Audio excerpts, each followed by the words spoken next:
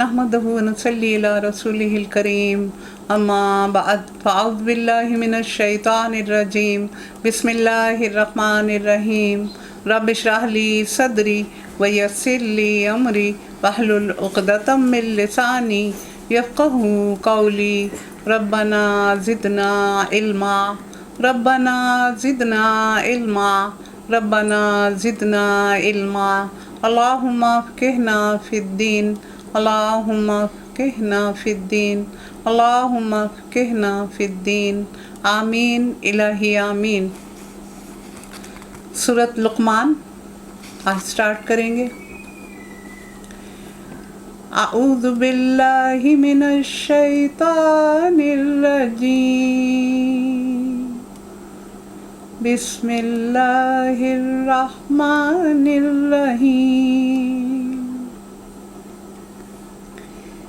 الف لام میم تلک آیات الکتاب الحکیم ہدی ورحمۃ للمحسنین الذین یقیمون الصلاۃ ویؤتون الزکاۃ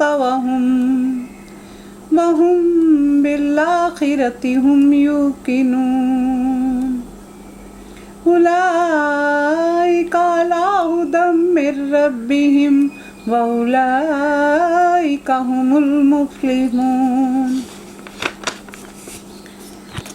ومن الناس من یشتری لہو الحدیث لیضل عن سبیل اللہ بغیر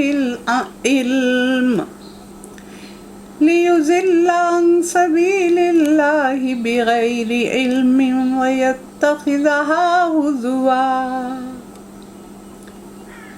أولئك لهم عذاب مهين۔ وإذا تتلى عليه آياتنا وَلَّى مُسْتَكْبِرًا كَأَن لَّمْ يَسْمَعْهَا كَأَنَّ فِي أُذُنَيْهِ وَقْرًا فَبَشِّرْهُ بِعَذَابٍ أَلِيمٍ۔ إِنَّ الَّذِينَ آمَنُوا وَعَمِلُوا الصَّالِحَاتِ لَهُمْ جَنَّاتُ النَّعِيمِ خالدین فیہا وعد اللہ حقا وہو العزیز الحکیم۔ آمنت باللہ صدق اللہ العظیم۔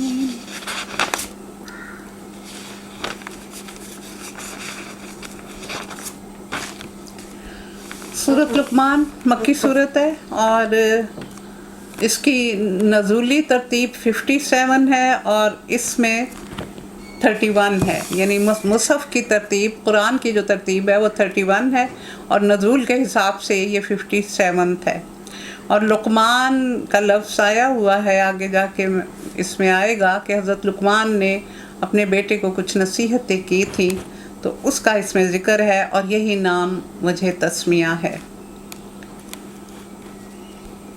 اور اس میں بھی یہ زمانے میں نازل ہوئی جب اسلامی دعوت کو دبانے اور روکنے کے لیے جبر اور ظلم کا آغاز ہو چکا تھا اور ہر طرح کے ہتھ کنڈے استعمال کیے جا رہے تھے،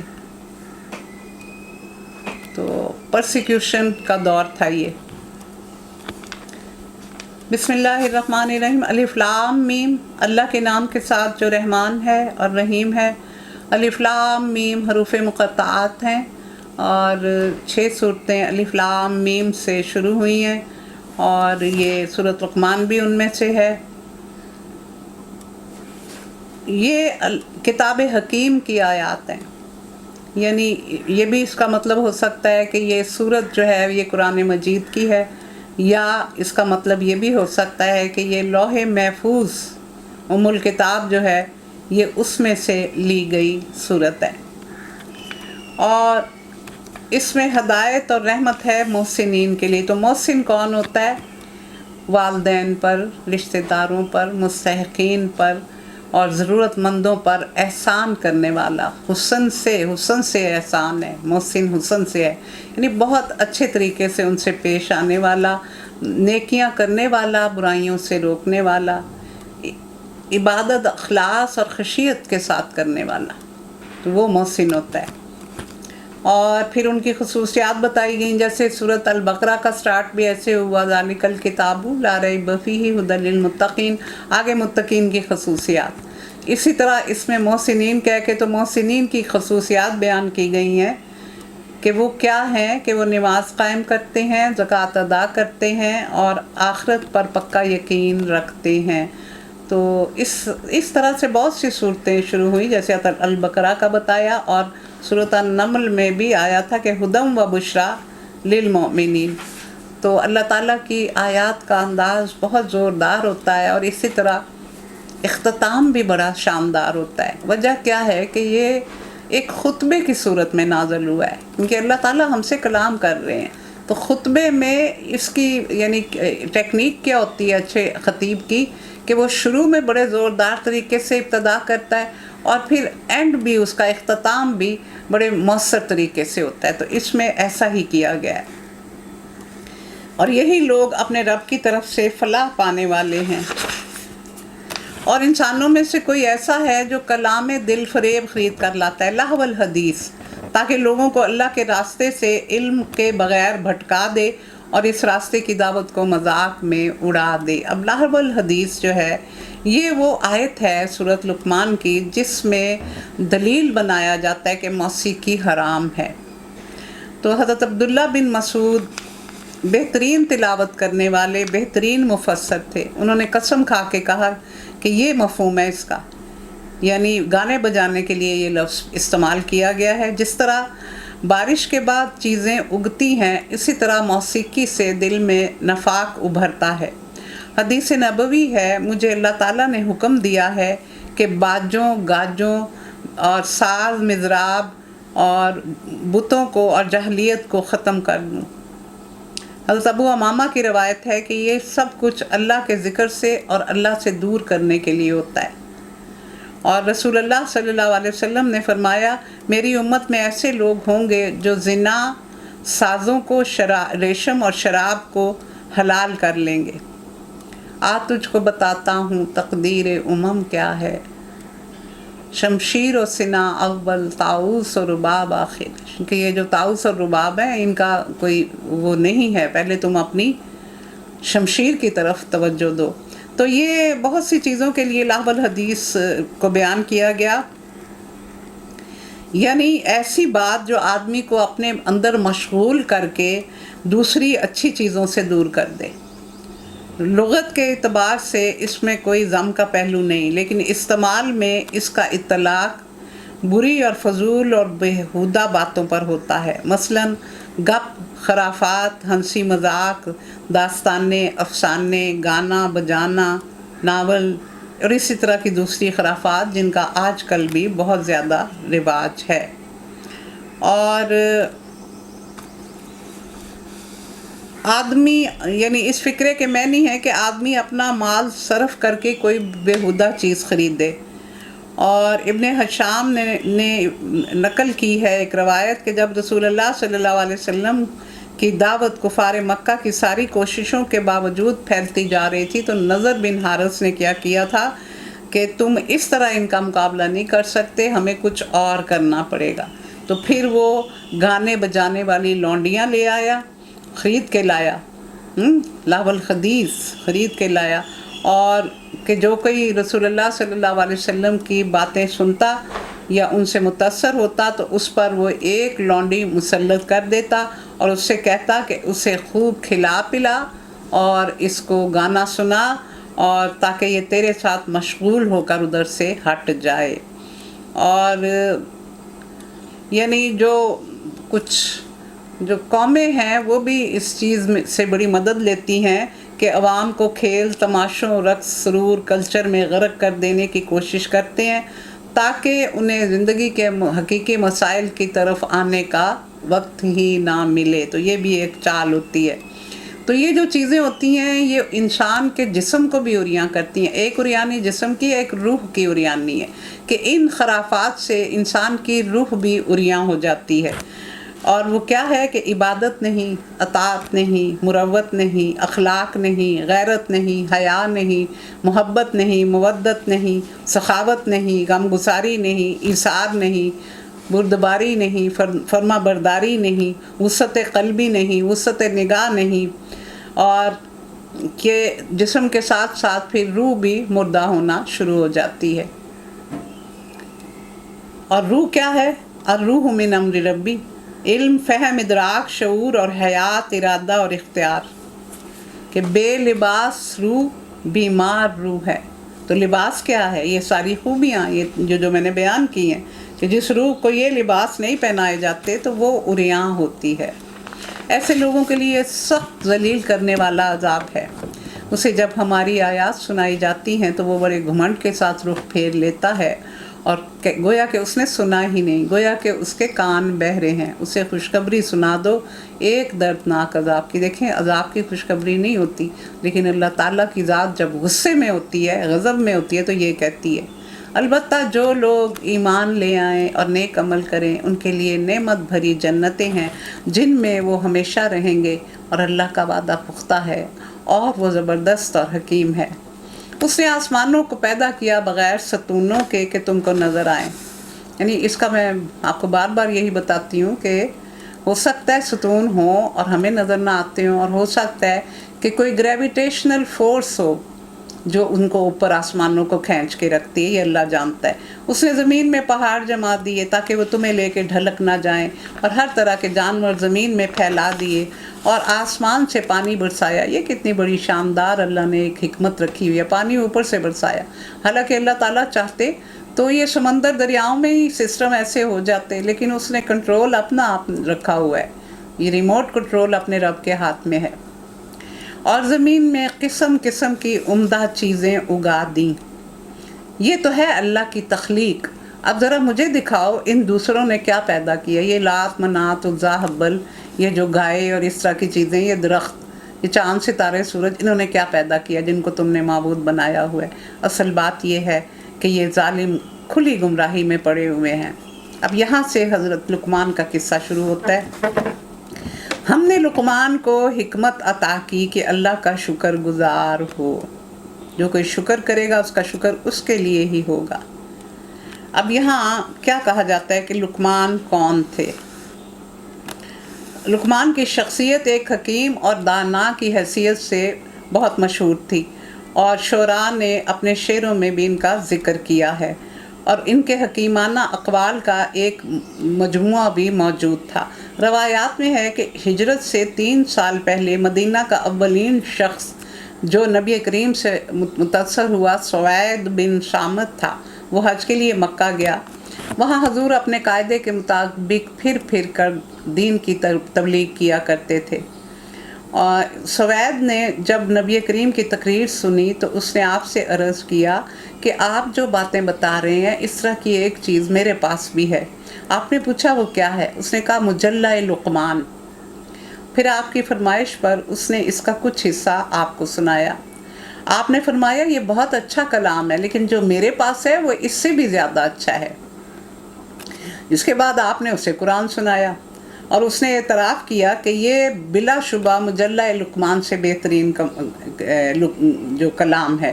اور یہ شخص اپنی مدینہ میں اپنی لیاقت، بہادری اور شعر و سخن کی بنا پر کامل کے لقب سے پکارا جاتا تھا. لیکن آپ سے ملاقات کے بعد جب یہ مدینہ واپس گیا اور جنگ بواس ہوئی اوس اور خزرج کے درمیان، تو اس میں یہ مارا گیا تھا. اب کیا کہا جاتا ہے لقمان کون تھے؟ اب اس میں مختلف روایات ملتی ہیں. لقمان کو قوم عاد کا ایک فرد اور یمن کا ایک بادشاہ قرار دیتے تھے بعض لوگ.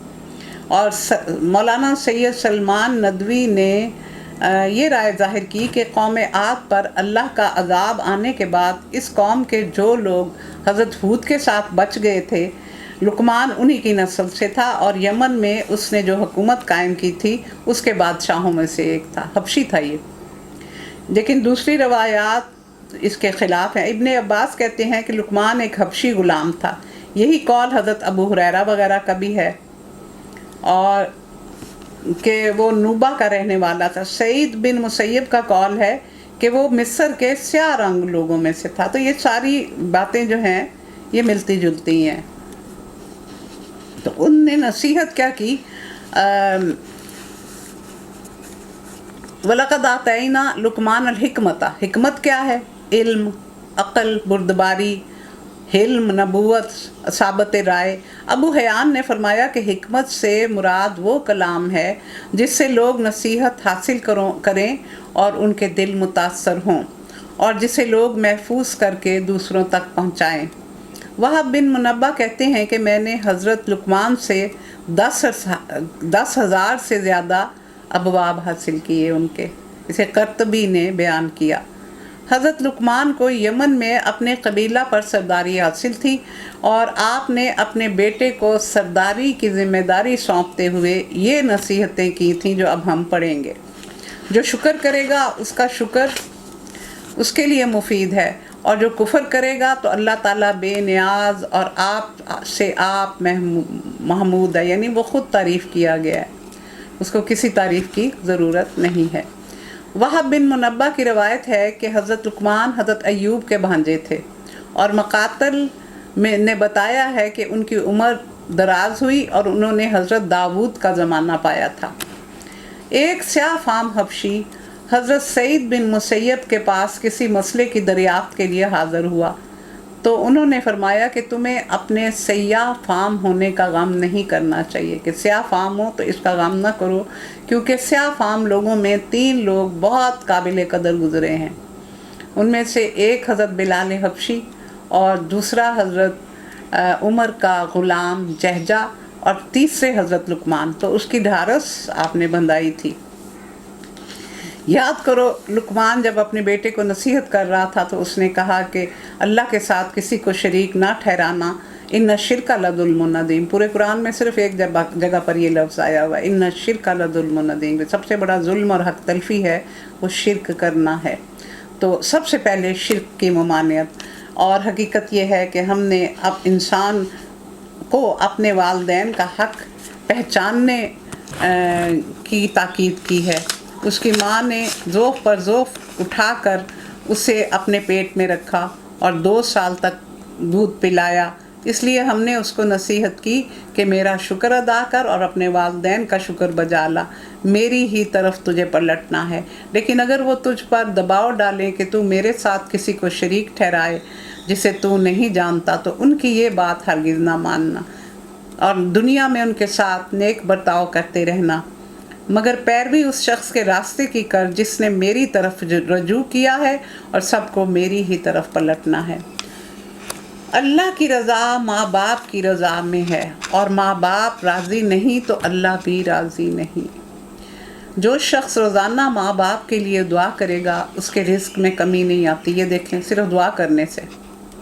और ये एक नेकी ऐसी है जिसका सिला दुनिया में भी मिलता है और आखिरत में भी मिलेगा, और एक गुनाह ऐसा है जिसकी सज़ा दुनिया में भी मिलती है और आखिरत में भी, वो माँ बाप की नाफरमानी है। ज़ैनुल आबिदीन ने फरमाया, जब तुम्हें कोई नेमत मिले तो फ़ौरन कहो ये मेरे माँ बाप की वजह से है, क्योंकि father is a bank in the world from Allah. Bank है ना, सारा कुछ उसी से बच्चे लेते हैं। हम ऐसी कुल किताबें काबिले ज़ब्ती समझते हैं कि जिसको पढ़ के बच्चे बाप को खबती समझते हैं। जब माँ बाप बूढ़े हो जाते हैं ना तो बच्चों को वो खबती लगते हैं, चाहे माँ हो चाहे बाप हो। इमाम राज़ी ने फरमाया कि इंसान के वजूद का हकीकी सबब अल्लाह ताला और मजाजी सबब उसके वालिदैन होते हैं, और उनके लिए दुआ क्या कुरान पाक में आई है, रब्बिरहम हमहुमा कमा रब्बयानी सगीरा। ऐ मेरे रब, तो इन पर रहम उस तरह फरमा जिस तरह इन्होंने बचपन में मुझे पाला पोसा था। जब तू नमाज पढ़ता है तो रब का शुक्र अदा करता है, और जब तू माँ बाप के लिए दुआ करता है तो माँ बाप का शुक्र अदा करता है। और 3 चीज़ों को सिर्फ देखने का भी अजर है, कुरान, खाना काबा और माँ बाप। हदीस नबवी है कि एक शख्स ने रसूलुल्लाह सल्लल्लाहु अलैहि वसल्लम से पूछा کہ میرے اچھے سلوک کا سب سے زیادہ کون حقدار ہے؟ آپ نے فرمایا تیری ماں۔ پھر پوچھا اس نے، آپ نے فرمایا تیری ماں۔ پھر تیسری دفعہ پوچھا، آپ نے فرمایا تیری ماں۔ جب چوتھی دفعہ اس نے پوچھا تو آپ نے فرمایا تیرا باپ، یعنی ماں 3 درجے زیادہ رکھتی ہے خدمت کے معاملے میں باپ کی نسبت، ہر لحاظ سے۔ اور اس کی ماں نے ذوف پر ذوف اٹھا کر اسے اپنے پیٹ میں رکھا اور 2 سال اس کو دودھ چھوٹنے میں لگے۔ یہ 3 درجے کیوں ہیں؟ ایک پریگنینسی میں اٹھانا، پھر تکلیف دے کر جنم دینا، تکلیف اٹھا کر اپنے آپ کو مصیبت مشقت میں ڈال کے اس کو جنم دینا، پھر 2 سال تک دودھ پلانا، اور پھر ساری زندگی بچوں کی خدمت کرنا۔ یہ ساری چیزیں اس کے درجات کو بلند کرتی ہیں۔ اس لیے ہم نے اس کو نصیحت کی کہ میرا شکر کر اور اپنے والدین کا شکر بجا لا، میری طرف ہی تجھے پلٹنا ہے،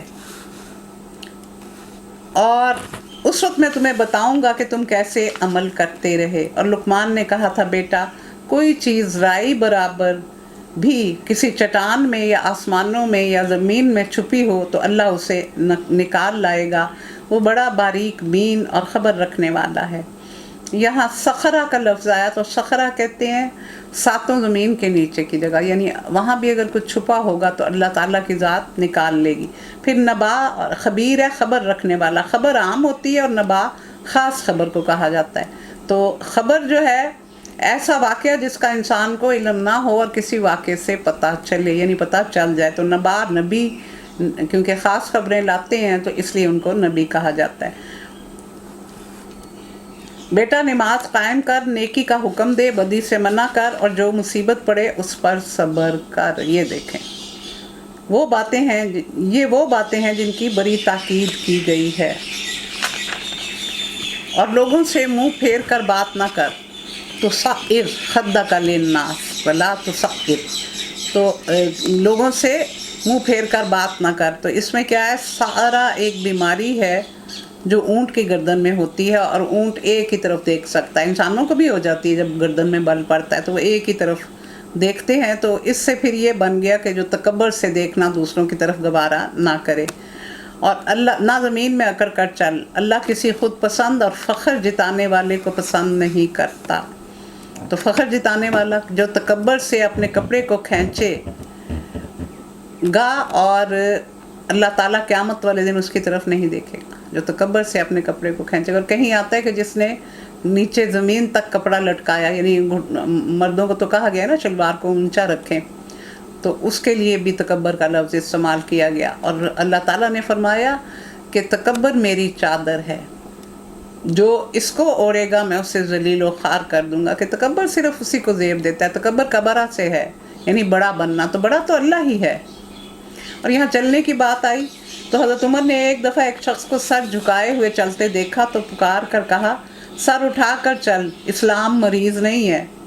ایک اور شخص کو انہوں نے مریل چال چلتے دیکھا تو فرمایا، ظالم ہمارے دین کو کیوں مارے ڈالتا ہے۔ حضرت عمر کے نزدیک دینداری کا منشا ہرگز یہ نہیں تھا کہ آدمی بیماروں کی طرح پھونک پھونک کر قدم رکھے، خام خواہ مسکین بنا چلا جائے۔ کسی مسلمان کو ایسی چال چلتے دیکھ کر انہیں خطرہ ہوتا تھا کہ یہ چال دوسروں کے سامنے اسلام کی غلط نمائندگی کرے گی اور مسلمانوں کے اندر افسردگی پھیلائے گی، کہ نہ تو اکڑ کے چلو کہ جیسے پہاڑوں تک پہنچ جاؤ گے، اور نہ اتنا یعنی جھک کے چلو کہ تمہیں لوگ مریض سمجھیں۔ اور اپنی چال میں اعتدال پیدا کرو اور اپنی آواز پست رکھ۔ سب آوازوں میں سے بری گدھے کی آواز ہوتی ہے، ہائے صوت الحمیر۔ کیا تم نہیں دیکھتے کہ اللہ نے زمین اور آسمانوں کی ساری چیزیں تمہارے لیے مسخر کر رکھی ہیں، اور اپنی کھلی اور چھپی نعمتیں تم پر تمام کر دی ہیں۔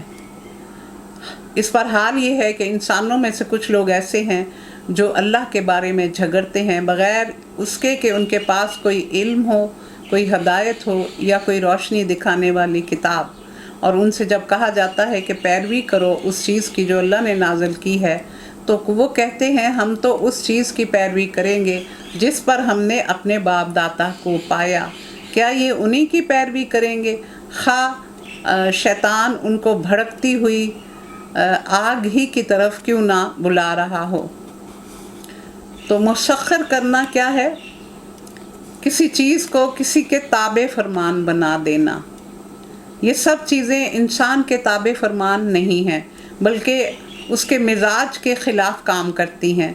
तस्खीर का मैनी दरअसल किसी चीज़ को ज़बरदस्ती खिदमत पर लगाना है और उस पर उसे मजबूर करना है।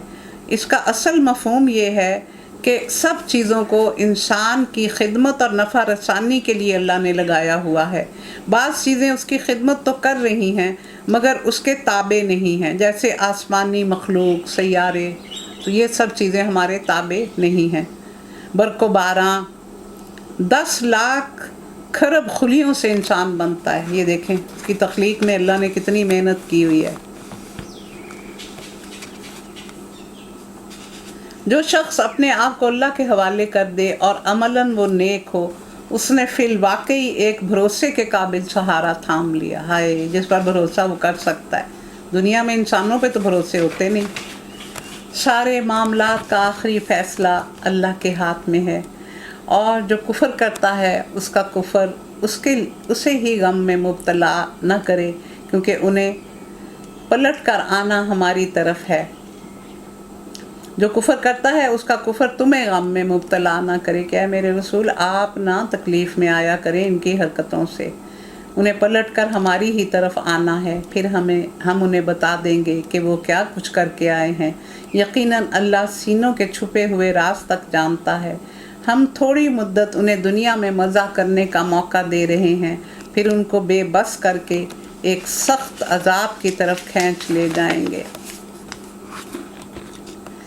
और अगर तुम इनसे पूछो कि ज़मीनों आसमान को किसने पैदा किया, तो ये ज़रूर कहेंगे अल्लाह ने। अल्हम्दुलिल्लाह। अल्हम्दुलिल्लाह का क्या मतलब कि तमाम तारीफ़ अल्लाह के लिए ये भी है और ये भी कि शुक्र है ये तो मानते हो, मगर उनमें से अक्सर लोग जानते नहीं। आसमानों और ज़मीन में जो कुछ है अल्लाह का है। अल्लाह बेनियाज़ और महमूद, यानी अपनी तारीफ़ अपनी ज़ात में ख़ुद तारीफ़ किया गया है। ज़मीन में जितने दरख्त हैं, अगर वो सब के सब कलम बन जाएं और समंदर दवात बन जाए जिसे साथ मज़ीद समंदर रोशनाई मुहैया करें, तब भी अल्लाह की बातें ख़त्म ना होंगी। बेशक अल्लाह ज़बरदस्त और हकीम है। तुम सारे इंसानों को ज़िंदा करना और मारना उसके लिए बस ऐसा है जैसे एक को पैदा करना और ज़िंदा करना और मारना। हकीकत ये है कि अल्लाह सब कुछ सुनने और देखने वाला है। बाज़ रवायात में आता है कि ये आयत अहबार हुब्रुन से है और वो उनके उलमा को कहा जाता है। वजह ये थी कि कुरान की आयत है वमा ऊती तुम मिनल इल्मी इल्ला कलीला। ये 27 आयत जो है, मैं उसकी तफसीर आपको बता रही हूँ कि एक आयत है कुरान में कि जो तुम दिए गए हो इल्म में से वो थोड़ा है। तो जब रसूलुल्लाह सल्लल्लाहु अलैहि वसल्लम मदीना तशरीफ़ लाए तो चंद यहूदी आपकी खिदमत में हाजिर हुए कि इस आयत में जो कहा गया है कि तुम्हें थोड़ा इल्म दिया गया है, आप अपनी कौम के बारे में कहते हैं या इसमें हमें भी शामिल करते हैं? तो रसूलुल्लाह सल्लल्लाहु अलैहि वसल्लम ने फरमाया इसमें सब शामिल हैं, हमारी कौम भी और यहूदो नसारा भी, कि तुम्हें थोड़ा इल्म दिया गया। फिर उन्होंने कहा कि हमें तो अल्लाह ने तौरात अता की है जिसके मुतल्लिक ये कहा गया तिबियानुन लिकुल्ली शैइन, यानी इसमें हर चीज़ का बयान है। तो फिर इल्म थोड़ा कैसे हुआ? तो आपने फरमाया वो भी इल्म इलाही के मुकाबले में कलील है। फिर तौरात में जितना इल्म है उसका भी तुम्हें पूरा इल्म नहीं, बक़दरे किफ़ायत है, यानी अल्लाह ने जितना तुम्हें देना चाहे दिया है वो इल्म। और इसलिए इल्म इलाही के मुकाबले में सारी आसमानी किताबें और अम्बिया के अलूम का मजमुआ कलील ही है। अल्लाह के इल्म के मुकाबले में तो नहीं आ सकता ये। इस कलाम की तायीद में ये आयत नाज़िल हुई ना। अल्लाह का इल्म लामहदूद, अल्लाह का इल्म ज़ाती, अल्लाह का इल्म कदीम उसकी ज़ात के साथ, और इंसान का इसके मुकाबले में बहुत महदूद है।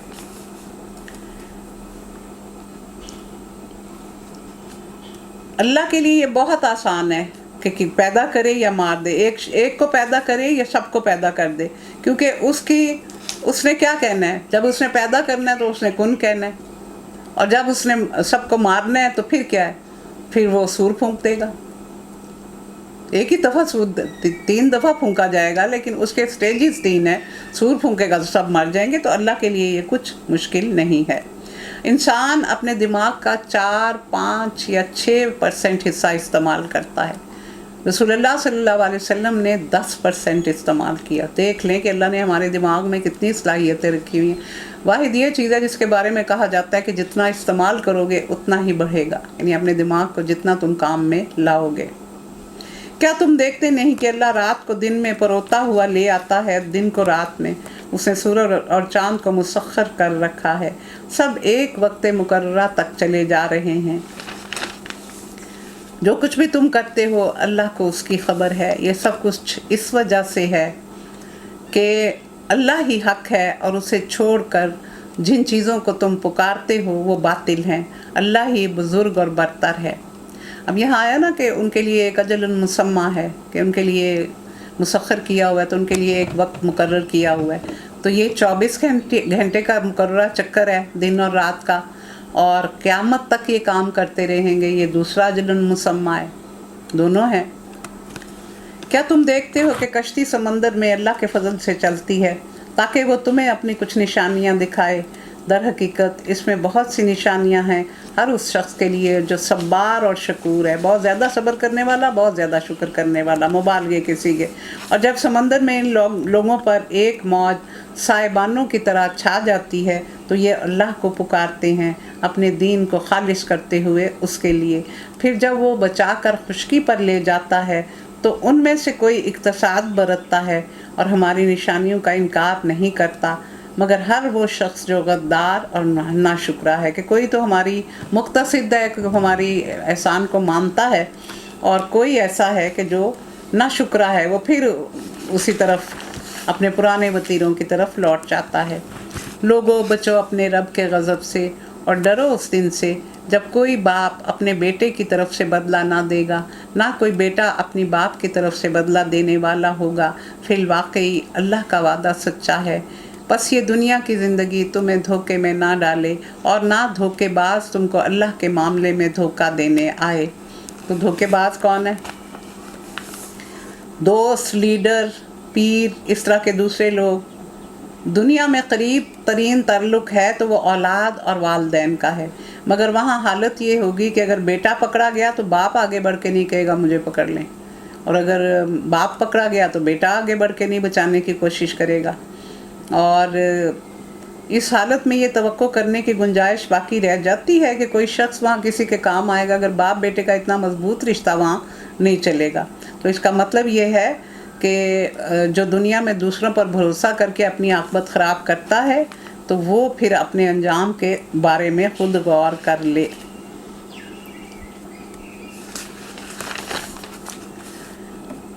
इन्नल्लाह इंदहु इल्मु साअह व युनज़्ज़िलुल गैस व यअलमु मा फ़िल अरहाम व मा तदरी नफ्सुम माज़ा तक्सिबु गदा व मा तदरी नफ्सुम बिअय्यि अर्ज़िन तमूत इन्नल्लाह अलीमुन हकीम।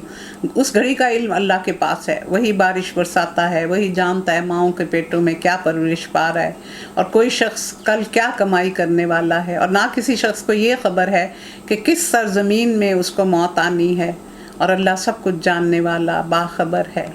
हारिस बिन उमराव ने रसूलुल्लाह सल्लल्लाहु अलैहि वसल्लम से ये सवालात पूछे थे, तो आपने ये जवाब दिए थे कि कोई नहीं जानता।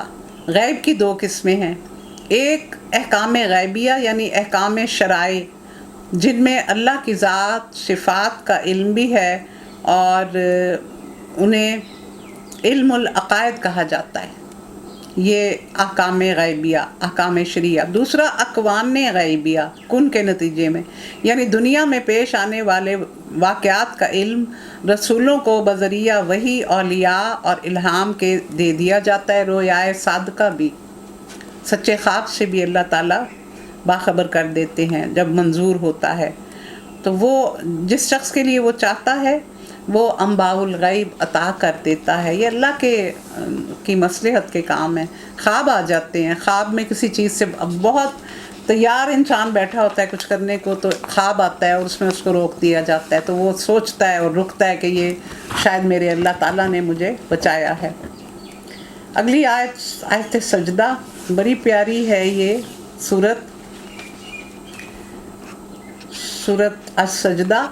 और हज़रत इमाम बुखारी ने किताबुल जुमा में हदीस वारिद की कि रसूलुल्लाह सल्लल्लाहु अलैहि वसल्लम जुमा के दिन फजर की नमाज में सूरत अस-सजदा और सूरत दहर की तिलावत फरमाया करते थे। और मसनद अहमद में है कि रसूलुल्लाह सल्लल्लाहु अलैहि वसल्लम सोने से पहले अलिफ लाम मीम सजदा और सूरत मुल्क की तिलावत फरमाया करते थे। तो ये अगर इसको फजर की नमाज में पढ़ा जाए तो हमें दो चीज़ों का अजर मिलेगा। एक तो हमें हुक्म दिया गया है कि फ़जर की नमाज में लंबी किरात करो, दूसरा कि ये पैरवी रसूल कि हमारे रसूल अल्लाह सल्लल्लाहु अलैहि वसल्लम ऐसा करते थे। तो इसका जो नज़ूल इसमें आयत सजदा है, शायद इसीलिए इसका ये नाम है, हालांकि और भी बहुत सी सूरतों में है। तो ये अल्लाह के काम है, हम नहीं समझ सकते। और ये सूरत लुकमान का जोड़ा है। सूरतें जोड़ों की सूरत में हैं बहुत सी, और मक्की दौर में नाजिल हुई, दौर मतवसत में, यानी 5 से 10 नबवी का ज़माना दौर मतवसत है। इसकी तरतीब 32 है मसहफ़ के एतबार से, और नज़ूली तरतीब इसकी 75 है। अऊज़ु बिल्लाहि मिनश शैतानिर रजीम, बिस्मिल्लाहिर रहमानिर रहीम, अलिफ लाम मीम, तंज़ीलुल किताबि ला रैब फ़ीहि मिर रब्बिल आलमीन, अम यक़ूलूना अफ़्तराहु बल हुवल हक़्क़ु मिर रब्बिका लितुन्ज़िरा क़ौमम मा आताहुम मिन नज़ीरिम मिन क़ब्लिका लअल्लहुम यहतदून। अलिफ लाम मीम हरूफ मुक़त्तआत, सूरतों के कुरानी नाम, आयात मुतशाबिहात। इस किताब की तंजील रब्बुल आलमीन की तरफ से है। ये जवाब दिया जाता है कि वो कहते थे कि इसने इसको खुद घड़ लिया है। क्या ये लोग कहते हैं कि इस शख्स ने इसे खुद घड़ लिया है?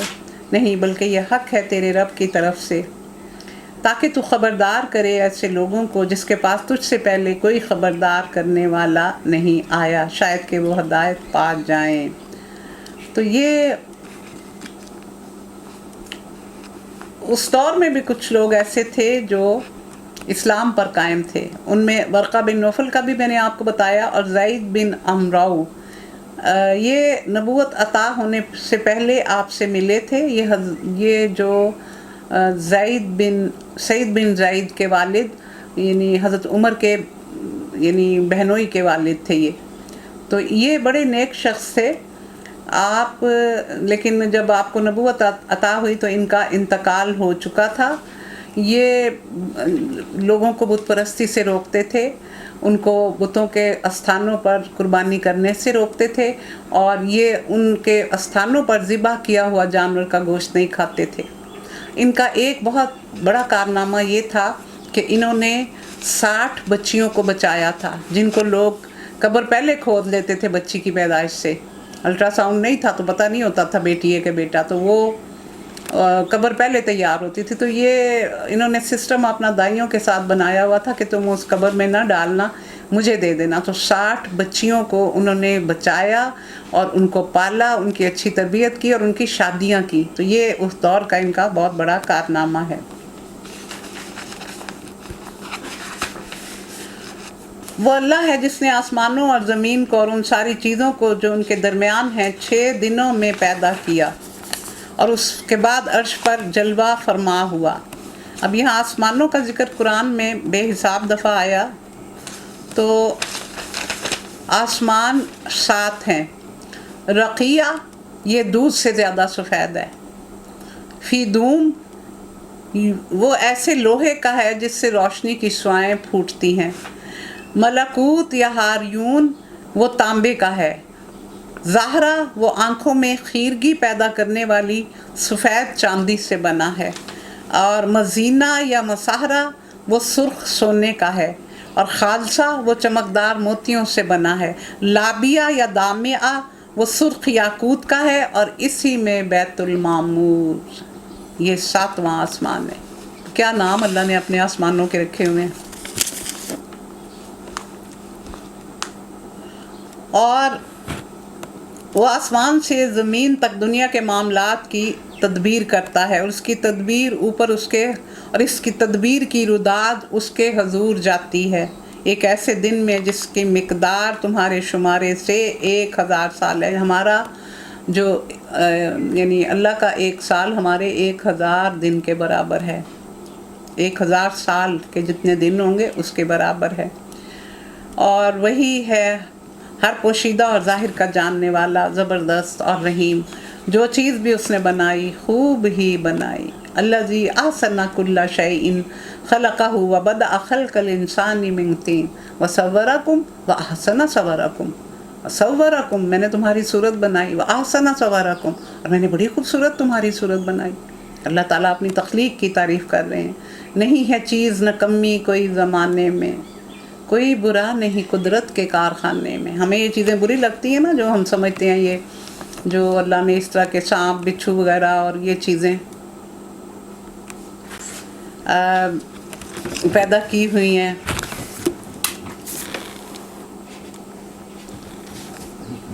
तो उनको हम बहुत बुरा समझते हैं। तो इनके फ़वाइद हैं। जैसे सांप के बारे में क्या आता है कि वो ज़मीन के अंदर से जहर चूसता है, तभी वो जहरीला होता है।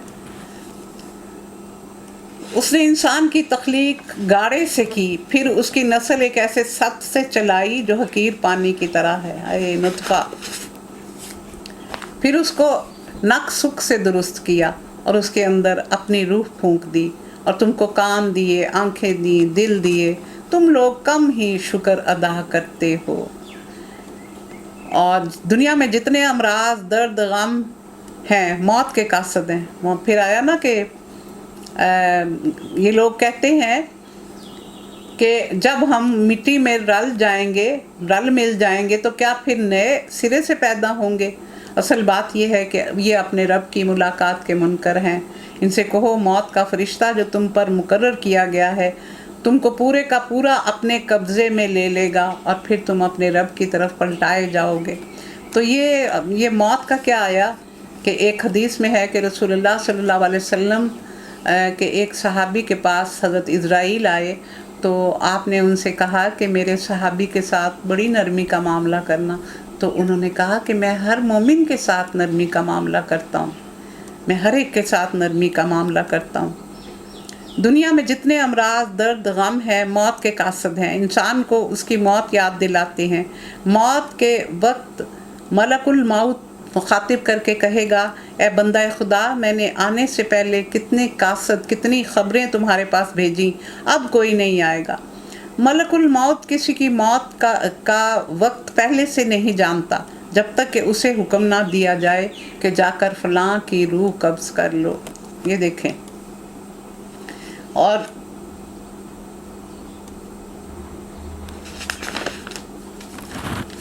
तो रूह भी दो तरह की है इंसान के अंदर, एक है हैवानी रूह और एक है डिवाइन स्पार्क, यज़दानी रूह, जो निकलती है, जो मौत के वक्त निकल जाती है, क्योंकि उसके लिए मौत नहीं है, जिस्म के लिए मौत है, वो ज़िंदा रहेगी।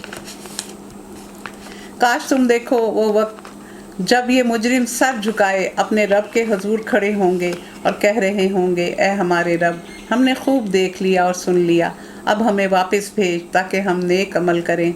हमें अब यकीन आ गया, अगर हम चाहते तो पहले ही हर नफ्स को हदायत दे देते। ये अल्लाह ताला का जवाब।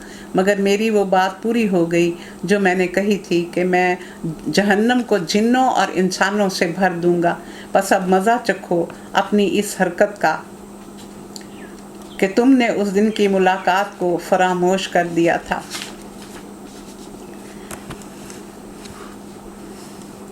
हमने अब तुम्हें फरामोश कर दिया। चखो हमेशगी के अजाब का मज़ा अपने करतूतों की पादाश में। हमारी आयात पर तो वो लोग ईमान लाते हैं जिन्हें ये आयात सुनाकर जब नसीहत की जाती है तो सजदे में गिर पड़ते हैं और अपने रब की हम्द के साथ उसकी तस्बीह करते हैं। यह आयत सजदा है। और तकब्बर नहीं करते, उनकी पीठें बिस्तरों से अलग रहती हैं और अपने रब को खौफ और तमा के साथ पुकारते हैं। حضرت معاذ بن جبل نے عرض کیا کہ یا رسول اللہ صلی اللہ علیہ وسلم کوئی ایسا عمل بتائیں جو جنت میں داخل کر دے اور دوزخ سے دور کر دے. تو آپ نے فرمایا کہ شرک نہ کرنا اور نماز ادا کرنا اور زکوٰۃ ادا کرنا، روزہ رکھنا جیسا کہ حکم دیا گیا ہے 1 ماہ کے فرض ہیں، اور حج کرنا، پھر اللہ سے دعا مانگنا تو اللہ تمہاری مدد کرے گا. پھر اس کے علاوہ بہت سے لوگوں نے اس میں اور ایڈیشن کی کہ یہ جو آیا ہے کہ ان کی کمریں جو ہیں، ان کی پیٹھیں بستروں سے الگ رہتی ہیں، تو ان لوگوں کا بڑا اجر. تو یہ ہے قیام اللیل یا تہجد، رات کی جو عبادت ہے کہ اس میں ریا نہیں ہوتا، اس میں کوئی دیکھ نہیں ہو رہا ہوتا، وہ اللہ اور بندے کے درمیان ایک راز ہوتا ہے. کہ کہا جائے ان لوگوں کے لیے یہ کہا گیا کہ تہجد کے ساتھ ساتھ جو شخص مغرب کی نماز کے بعد عشاء کی نماز کا انتظار کرتا رہتا ہے اور اس دوران وہ اللہ کی حمد اور تسبیح میں لگا رہتا ہے تو اس کے لیے بھی بڑا اجر ہے.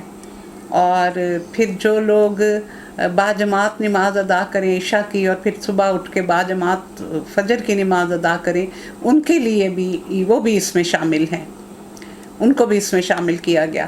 کیونکہ قیامت والے دن ایک منادی کرنے والا پکارے گا کہ آ جاؤ وہ لوگ یہ جن کی پیٹھیں بستروں پہ نہیں لگتی تھی. تو بہت سے لوگ اکٹھے ہو جائیں گے اور پھر ان میں جو دوسری قسم کے لوگ ہیں وہ بھی شامل ہو جائیں گے. اور یہ وہ لوگ ہوں گے کہ روایات کے مطابق انہیں بغیر حساب کے جنت میں داخل کیا جائے گا. یعنی اللہ تعالیٰ کو تہجد اور قیام اللیل اتنا پسند ہے، انسان کا یہ عمل اتنا پسند ہے، اور جو رزق ہم نے انہیں دیا ہے وہ اس میں سے خرچ کرتے ہیں. پھر جیسا کچھ آنکھوں کی ٹھنڈک کا سامان ان کے اعمال کی جزا میں ان کے لیے چھپا کر رکھا گیا ہے، اور کسی متنفس کو اس کی خبر نہیں. بھلا کہیں ایسا ہو سکتا ہے کہ جو مومن ہو وہ فاسق کی طرح ہو جائے. تو یہ جو آیت ہے 18، یہ روایات بتاتی ہیں کہ یہ حضرت علی اور عقبہ بن ابی معیط کے بارے میں ہے کہ مومن اور فاسق برابر نہیں ہو سکتے. جو لوگ ایمان لائے اور جنہوں نے نیک عمل کیے ان کے لیے تو جنتوں کی قیام گاہیں ہیں ضیافت کے طور پر ان کے اعمال کے بدلے میں. یہ دیکھیں اللہ کی کبریائی اور اللہ کی یعنی سخاوت کہ ان کے اعمال کے بدلے میں. میں نہیں جانتی، میں نہیں سمجھتی، میں اپنے بارے میں جانتی ہوں کہ مجھے لگتا ہے کہ شاید کوئی بھی ایسا عمل نہیں ہے، کچھ نہ کچھ خامی اس میں رہ گئی ہوگی. کوئی بھی ایسی نماز نہیں ہوگی جو مکمل ہوگی، اچھی ہوگی، یعنی ایسی ہوگی کہ اس میں کوئی بھی کمی نہ رہ جائے. تو ہمارے اعمال تو انسان کے اعمال ہیں نا، ان میں تو اکمل ہو ہی نہیں سکتے ہم، لیکن پھر بھی اللہ تعالیٰ یہ فرما رہے ہیں کہ تمہارے اعمال کے بدلے میں. تو یہ اس کی شان ہے جو اپنے بندوں پر اپنی نعمتیں کس طرح نچھاور کرتا ہے. اور جنہوں نے فسق اختیار کیا ان کا ٹھکانہ دوزخ ہے. جنت کے 100 درجے ہیں. 1 درجہ سونے کا، ہر چیز سونے کی ہوگی. 1 درجہ چاندی کا، ہر چیز چاندی کی ہوگی. 1 درجہ موتی کا، تیسرا درجہ، 3 درجے، یعنی تیسرا درجہ موتی کا، ہر چیز موتیوں سے بنی ہوگی. 97 درجات ایسے ہیں کہ جن کے بارے میں نہ کسی نے سنا، نہ کسی نے دیکھا، نہ کسی کے دل میں تصور آ سکے گا. اللہ کی نعمتیں اتنی پوشیدہ ہیں. اور وہاں صرف سیرگاہیں نہیں ہوں گی بلکہ بالا خانے بھی اللہ تعالیٰ نے اپنے نیک بندوں کے لیے بنائے ہوئے ہیں. اور دوزخ جو ہے اس میں سے وہ نکلنا چاہیں گے تو انہیں دوبارہ دھکیل دیا جائے گا اور ان سے کہا جائے گا چکھو اب اس آگ کے عذاب کا مزہ جس کو تم جھٹلایا کرتے تھے. اس بڑے عذاب سے پہلے ہم اس دنیا میں چھوٹے عذاب کا مزہ انہیں چکھائیں گے، شاید کہ یہ اپنی روش سے باز آ جائیں. اب یہ بڑے عذاب اور چھوٹے عذاب، تو چھوٹا عذاب وہ تکلیفیں ہیں جو اس دنیا میں انسان کو پہنچتی ہیں، مثلا افراد کی زندگی میں بیماریاں، عزیز ترین لوگوں کی موت، المناک حادثے، نقصانات، ناکامیاں، اور اجتماعی زندگی میں طوفان، زلزلے، سیلاب، وبائیں، قحط، فسادات، لڑائیاں اور دوسری بہت سی بلائیں جو انسان کو لپیٹ لیتی ہیں. اور بڑا عذاب جو ہے وہ پھر وہاں کا پکا قیامت کا آگ کا عذاب.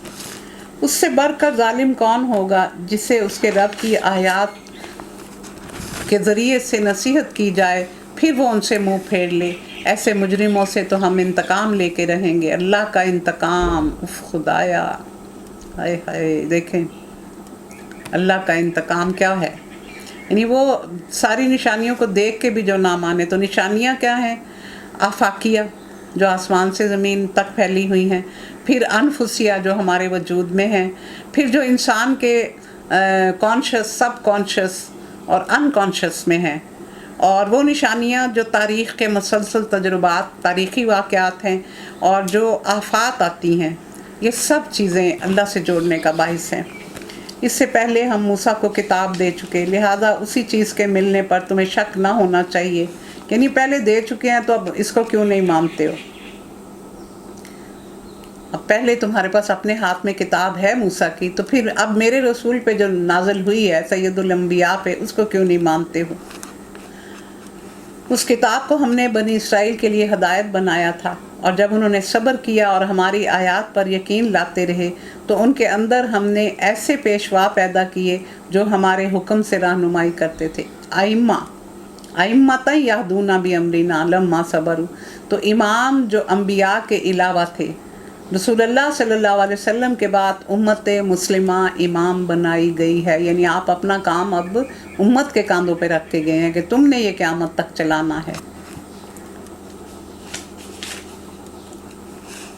यकीनन तेरा रब ही क़यामत के रोज़ उन बातों का फ़ैसला करेगा जिनमें ये बाहम इख्तलाफ करते रहे हैं। क्या इन लोगों को तारीख़ी वाक़यात में कोई हदायत नहीं मिली कि इनसे पहले कितनी कौमों को हम हलाक कर चुके हैं और उनके रहने की जगहों में ये फिरते हैं। तो ये जो आज समूद की बस्तियाँ और आले लूत, ये उन जगहों से ये गुज़रते थे। इसमें बड़ी निशानियाँ हैं। क्या ये सुनते नहीं हैं? क्या इन लोगों ने यह मंज़र कभी नहीं देखा कि हम एक बेआबो गया ज़मीन की तरफ पानी बहा लाते हैं और फिर उस ज़मीन से फसल उगाते हैं जिससे उसके जानवरों को भी चारा मिलता है और ये ख़ुद भी खाते हैं। ये देखो, यहाँ ये कहा गया है कि हम पानी बहा लाते हैं, तो ये थोड़ा सा फ़र्क है। मैं आपको बताती हूँ, ये नहीं कहा कि हम बारिश बरसाते हैं, हर जगह पे वो आया है। इस जगह पे ये है कि हम बेआबो गया ज़मीन की तरफ पानी ले आते हैं। तो ज़मीन के कुछ खित्ते ऐसे हैं, जैसे मिस्र की सरज़मीन है और फ़लस्तीन और शाम के कुछ इलाके हैं, कि अगर वहाँ बहुत तेज़ बारिश हो तो वो दरख्त भी उखड़ जाते हैं और ज़मीन में गड्ढे पड़ जाते हैं। यानी वो इतनी उनकी सॉफ्ट ज़मीन है कि वो बारिश को बराह रास्त बर्दाश्त कर ही नहीं सकते।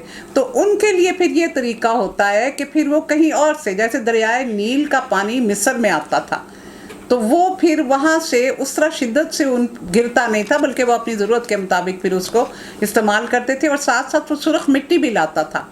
तो मिस्र में फिर दो फ़ायदे उनको होते थे कि उनको पानी भी मिलता था और ज़रख़ेज़ मिट्टी भी मिलती थी, जिससे नबातात बहुत अच्छी उगती हैं। तो यहाँ इस चीज़ का जिक्र किया गया। क्या ये लोग कहते हैं कि ये फ़ैसला कब होगा? अगर तुम सच्चे हो, उनसे कहो, फ़ैसले के दिन ईमान लाना उन लोगों के लिए नफ़ा बख्श ना होगा जिन्होंने कुफ़र किया और फिर उनको मोहलत ना मिलेगी। अच्छा, इन्हें इनके हाल पर छोड़ दो और इंतज़ार करो, मैं भी इंतज़ार कर रहा हूँ। ये देखें, ये बड़ी डराने वाली आयत होती है कि नज़ा के वक्त ईमान लाने कोई फ़ायदा नहीं, और क़यामत वाले दिन वहाँ मैदान हशर में कहना कि जी मुझे एक मौका और दे दें, मैं जाऊँ दुनिया में, मैं बड़े अच्छे अमल करके आऊँगा, इसका कोई फ़ायदा नहीं। अल्लाह ताला ने खुद ही फरमा दिया कि अगर मैं इनकी बात मान के इनको भेज भी दूँगा तो ये फिर भी वही कुछ करके आएंगे जो ये करते रहे हैं। तो अब ये है कि इनसे एराज़ कर का मतलब ये है कि अब इन पर अज़ाब आने वाला है, अब इन पर अज़ाब ही आएगा। तो आप भी इंतज़ार करें और हम भी इंतज़ार करते हैं, ये भी मुंतज़िर रहें और आप भी देखते रहें कि क्या होता है, अब इनके ऊपर अज़ाब किस तरह आता है। अगली सूरत अल अहज़ाब, हिज़्बुन की जमा हिज़्ब होता है एक ग्रोह, और अहज़ाब उसकी जमा है। तो कहा गया ना हिज़्बुल्लाह और हिज़्बुश शैतान, के एक ग्रोह होता है अल्लाह का और एक शैतान का। एक शैतान का घोड़ा होता है और एक रहमान का घोड़ा होता है। इस तरह इसको भी बयान किया गया। तो ये इसकी तरतीब 33 है, यानी मुसहफ़ के एतबार से, और इसकी नज़ूली तरतीब 90 है, और ये 5 हिजरी मदीना में ये नाज़िल हुई थी। इसमें 3 ख़ास वाक़यात पेश आए थे। एक ग़ज़वा अहज़ाब जो 5 हिजरी में पेश आया, और दूसरा ग़ज़वा बनु कुरैज़ा वो भी 5 हिजरी में पेश आया, और तीसरा हज़रत ज़ैनब से नबी करीम सल्लल्लाहु अलैहि वसल्लम का निकाह जो भी उसी साल हुआ था। तो इसमें इन वाक़यात का बयान हमें मिलेगा।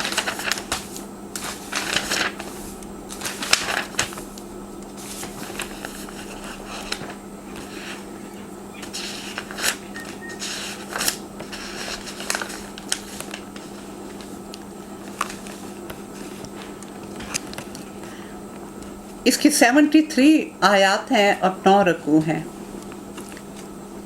बिस्मिल्लाहिर्रहमानिर्रहीम। या अय्युहन नबिय्यु इत्तक़िल्लाह वला तुतिइल काफ़िरीन वल मुनाफ़िक़ीन इन्नल्लाह काना अलीमन हकीमा वत्तबि मा यूहा इलैका मिर रब्बिक इन्नल्लाह काना बिमा तअमलून ख़बीरा वतवक्कल अलल्लाह वकफ़ा बिल्लाहि वकीला। देखें, हरूफ मुक़त्ताअत इसके नहीं, ये अल्लाह की शान है। हम कोई इल्म इस चीज़ में नहीं रखते कि वो क्यों होते हैं और क्यों नहीं होते। तो ए नबी, अल्लाह से डरो, अल्लाह के नाम के साथ जो रहमान और रहीम है।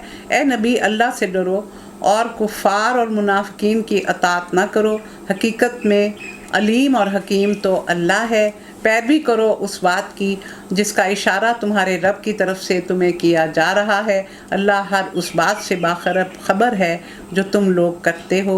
अल्लाह पर तवक्कल करो, अल्लाह वकील होने के लिए काफ़ी है। तो इसकी शान नज़ूल, जो सबब नज़ूल है, वो क्या है कि रसूलुल्लाह सल्लल्लाहु अलैहि वसल्लम जब हिजरत करके मदीना तशरीफ़ लाए तो तीनों यहूदी कबाइल, बनु नज़ैर, बनु कुरैज़ा, बनु कैनका, ये यहूदियों के कबीले थे वहाँ, वो अपने आप को मुसलमान कहकर आपके खिदमत में आने लगे। तो आप उनके मुसलमान होने की उम्मीद पर, उनको ये लगा कि ये अहले किताब हैं, शायद ये मान लेंगे, उनकी खातर मदारात करते, और अगर वो कोई बुरी बात भी कर जाते तो चश्म पोशी कर जाते। तो इस पर इस सूरत की इब्तदाई आयात नाज़िल हुई। तो आपको इस बात से रोक दिया गया। इसे क़र्तबी ने बयान किया है। दूसरा वाक़या हज़रत इब्ने अब्बास ने नकल किया कि हिजरत के बाद वलीद बिन मुग़ीरा और शैबा इब्ने रबिया मदीने आए और कहा कि अगर आप अपने दावे को छोड़ दें, ला इलाहा इल्लल्लाह के दावे को छोड़ दें, तो हम मदीना के आधे अमवाल आपको देंगे। देखें, ये ब्राइब, रिश्वत देने के लिए आए थे। तो तीसरा है कि मदीने के मुनाफ़िकीन और यहूद ने धमकी दी थी कि अगर आप अपने दावे से दस्तबरदार ना हुए तो हम आपको कत्ल कर देंगे, और इसको रूहुल मानी में बयान किया गया। फिर चौथा क्या है कि अबू जहल और इकरमा माहिदा हुदैबिया के बाद मदीने आए कि आप हमारे माबूदों को बुरा भला कहना छोड़ दें, आप हमारे माबूदों को बुरा भला कहना छोड़ दें, और आप इतना कह दें कि वो हमारी शफात करेंगे और वो हमें नफ़ा पहुंचा सकते हैं। क्योंकि आप यही कहते थे ना कि ये नफ़ा और नुकसान पे कुदरत नहीं रखते। तो हम आपको और आपके रब को छोड़ देंगे। ये देखें, रब नाउज़ुबिल्लाह उनके कंट्रोल में, हम आपको और आपके रब को छोड़ देंगे। मकसद उनका ये था कि आप जो मर्ज़ी करते रहें, फिर हम दुश्मनी नहीं करेंगे और झगड़ा ख़त्म हो जाएगा। आपने इनकार किया तो ये आयात नाज़िल हुई। देखें कितनी बैकग्राउंड है इसकी। अल्लाह ने किसी शख्स के धड़ में 2 दिल नहीं रखे, यानी एक वक्त में वो मोमिन और मुनाफिक नहीं हो सकता। और फिर क्या कहा गया कि जब कोई शख्स ज़िना करता है तो वो मोमिन नहीं होता, जब वो चोरी करता है तो वो मोमिन नहीं होता, जब वो इस तरह की गलत हरकतें करता है तो उस वक्त वो मोमिन नहीं रहता, ईमान उसके अंदर से निकल जाता है। तो एक वक्त में 2 दिल नहीं हो सकते, यानी या वो मोमिन होगा या वो काफिर होगा, मुनाफिक होगा, या वो सच्चा होगा या वो झूठा होगा। जब दोनों चीज़ों को मिलाया जाता है तो उसका नाम मुनाफिकत है। और जाहिलियत के ज़माने में अरब में जो शख्स ज़्यादा ज़हीन होता था उसको कहते थे कि उसके 2 दिल हैं, उसके सीने में 2 दिल हैं। और اس نے تم لوگوں کی ان بیویوں کو جن سے تم زہار کرتے ہو تمہاری ماں بنا دیا ہے، اور نہ اس نے تمہارے منہ بولے بیٹوں کو تمہارا حقیقی بیٹا بنایا ہے۔ اب یہ زہار کیا تھا کہ وہ کئی دفعہ جب میاں بیوی کا جھگڑا ہوتا تھا تو وہ کہہ دیتے تھے کہ تیری پیٹھ میری ماں کی پیٹھ کی طرح ہے، یعنی تو میری ماں کی طرح ہے۔ تو یہ اتنا سخت لفظ وہ کہتے تھے، اور اس کے بعد وہ عورت ہمیشہ کے لیے حرام ہو جاتی تھی۔ تو اس میں اس کی ڈیٹیل آگے آئے گی سورۃ مجادلہ میں، تو یہاں ہم صرف تھوڑا سا اس کا ذکر کر دیں۔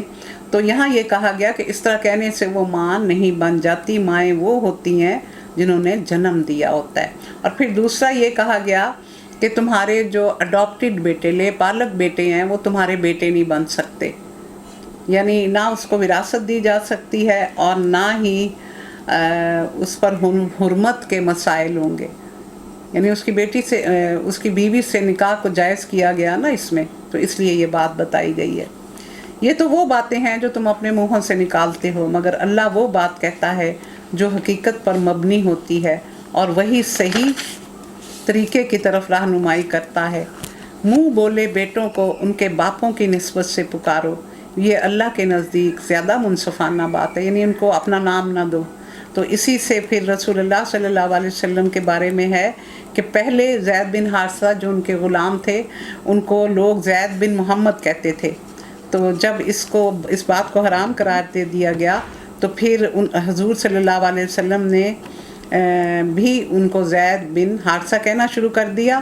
اور پھر ایک حدیث آئی اور آپ نے فرمایا کہ جس نے اپنے آپ کو اپنے باپ کے سوا کسی اور کا بیٹا کہا، حالانکہ وہ جانتا ہے کہ وہ شخص اس کا باپ نہیں ہے، اس پر جنت حرام ہے۔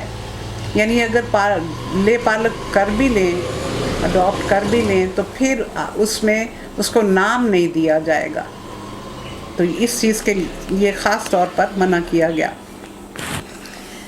اور اگر تمہیں معلوم نہ ہو کہ ان کے باپ کون ہیں تو وہ تمہارے دینی بھائی اور رفیق ہیں، یعنی پھر تم جو چاہو کر سکتے ہو۔ نادانستہ جو بات تم کہو اس کے لیے تم پر گرفت نہیں، لیکن اس بات پر گرفت ضرور ہے جس کا تم دل سے ارادہ کر لو۔ اللہ درگزر کرنے والا، رحم فرمانے والا ہے۔ بلا شبہ نبی تو اہل ایمان کے لیے ان کی اپنی ذات پر مقدم ہے۔ یہ دیکھیں یہ کیا بات آئی۔ نبی کریم کا مسلمانوں سے اور مسلمانوں کا نبی کریم سے جو تعلق ہے وہ تمام انسانی تعلقات سے بالا تر ہے۔ کوئی رشتہ اس رشتے سے اور کوئی تعلق اس تعلق سے جو نبی اور اہل ایمان کے درمیان ہے ذرہ برابر بھی کوئی نسبت نہیں رکھتا۔ نبی کریم مسلمانوں کے لیے ان کے ماں باپ سے بڑھ کر شفیق اور رحیم، اور ان کی اپنی ذات سے بڑھ کر خیر خواہ ہیں۔ ان کے ماں باپ اور ان کے بیوی بچے ان کو نقصان پہنچا سکتے ہیں، لیکن رسول اللہ صلی اللہ علیہ وسلم کے بارے میں یہ نہیں سوچا جا سکتا۔ اور نبی کریم صلی اللہ علیہ وسلم ان کے حق میں صرف وہی بات کرنے والے ہیں جن میں ان کی فلاح ہو، اور وہ خود اپنے پاؤں پر آپ کلہاڑی مار سکتے ہیں حماقتیں کر کر کے، لیکن رسول ہمیشہ ان کا بھلا ہی چاہیں گے۔ بخاری اور مسلم میں تھوڑے سے اختلاف کے ساتھ کیا بیان کیا گیا کہ تم میں سے کوئی شخص مومن نہیں ہو سکتا جب تک کہ میں اس کو اس کے باپ اور اولاد اور تمام انسانوں سے بڑھ کر محبوب نہ ہو جاؤں۔ یہ دیکھیں کھول کھول کے بیان کی گئی ہیں یہ باتیں کہ رسول ہمیں ہر رشتے سے زیادہ محبوب ہونے چاہیے۔ اپنے رفیقوں کے ساتھ تم کوئی بھلائی کرنا چاہو تو کر سکتے ہو، یہ حکم کتاب الہی میں لکھا ہوا ہے۔ یعنی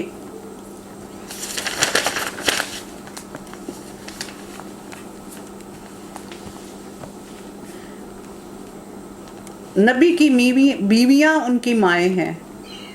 بلا شبہ نبی تو اہل ایمان کے لیے ان کی اپنی ذات پر مقدم ہے، نبی کی بیویاں ان کی مائیں ہیں، مگر کتاب اللہ کی روح سے عام مومنین اور مہاجرین کی نسبت رشتہ دار ایک دوسرے کے زیادہ حقدار ہیں۔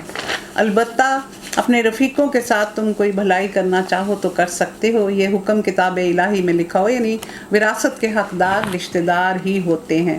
اور اے نبی یاد رکھو اس عہد و پیمان کو جو ہم نے سب پیغمبروں سے لیا ہے، تم سے بھی، نوح، ابراہیم، موسیٰ اور عیسیٰ ابن مریم سے بھی، سب سے ہم پختہ عہد لے چکے ہیں، اور تاکہ سچے لوگوں سے ان کا رب ان کی سچائی کے بارے میں سوال کرے، اور کافروں کے لیے تو اس نے دردناک عذاب تیار کر رکھا ہے۔ تو یہ عہد کیا ہے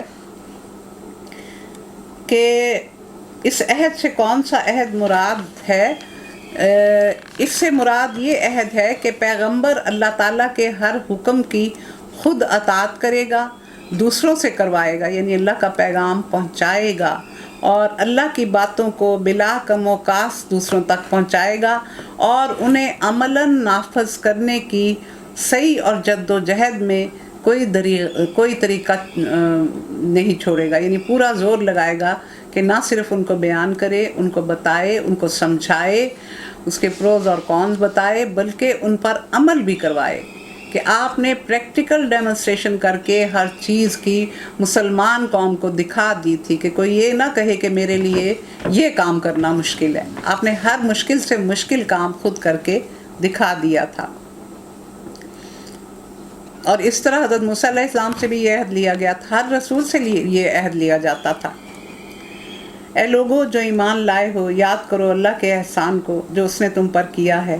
جب لشکر تم پر چڑھ آئے تو ہم نے ایک سخت آندھی بھیج دی اور ایسی فوجیں روانہ کی جو تم کو نظر نہ آتی تھیں۔ اللہ وہ سب کچھ دیکھ رہا تھا جو تم لوگ اس وقت کر رہے تھے، جب وہ اوپر سے بھی اور نیچے سے بھی چڑھ آئے تھے۔ اوپر سے اور نیچے سے یہ غزوہ خندق یا غزوہ احزاب دو نام ہے۔ اس میں باہر حضرت سلمان فارسی نے مشورہ دیا تھا کہ ہم ایران میں یہ کرتے تھے کہ جب دشمن کا خطرہ ہوتا تھا تو ہم خندق باہر کھود لیا کرتے تھے، تو بڑی تردد سے اور بڑی محنت سے یہ خندق کھودی گئی تھی۔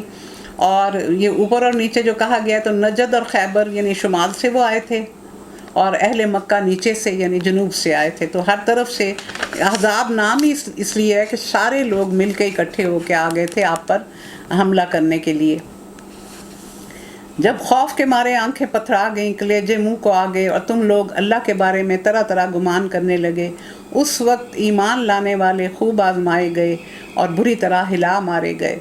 یاد کرو وہ وقت جب منافقین اور سب لوگ جن کے دلوں میں روگ تھا صاف صاف کہہ رہے تھے کہ اللہ اور اس کے رسول نے جو وعدے ہم سے کیے تھے وہ فریب کے سوا کچھ نہ تھے۔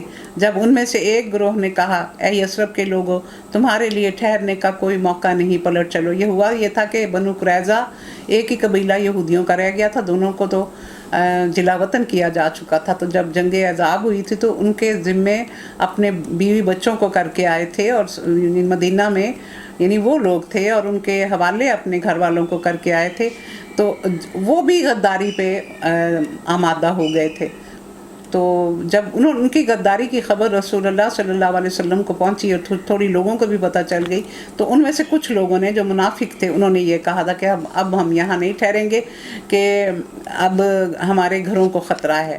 جب ان کا ایک فریق یہ کہہ کر نبی سے رخصت طلب کر رہا تھا کہ ہمارے گھر خطرے میں ہیں، حالانکہ وہ خطرے میں نہ تھے، دراصل وہ محاذ جنگ سے بھاگنا چاہتے تھے۔